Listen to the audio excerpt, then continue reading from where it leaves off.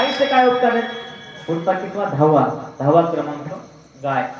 गाय ही हिंदू धर्मामध्ये गोमाता श्रेष्ठ मानलेली. आता शासनानं गायीला गोमातेचा दर्जा दिलाय आणि प्रत्येक गायीला 1,500 रुपये महिना चालू आहे.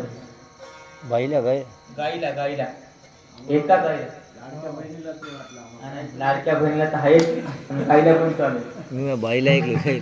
लाडक्या बहिणी आहेत ना, काही काही हप्ते बंद झाल्यामुळे गाय बदल्यात पतन केली.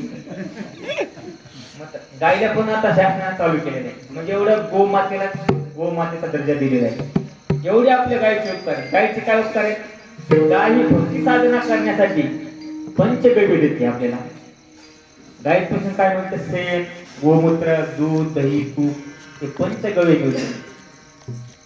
हे पंचगव्य जे असते ते काही कालांतराने नासत आहे, विटत आहे.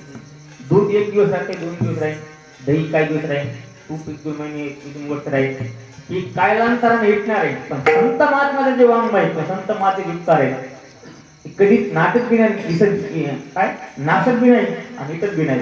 विश्वमाऊलीचं ज्ञानोबाला झाले नसते तर तुम्ही आम्ही ना किती वर्ष जन्म मरणाने चित्त पुढे बसलो असतो. कारण ज्ञानोबारायाने त्यांच्या आरतीमध्ये वर्णन केलेले. लोक बोले ज्ञान जगी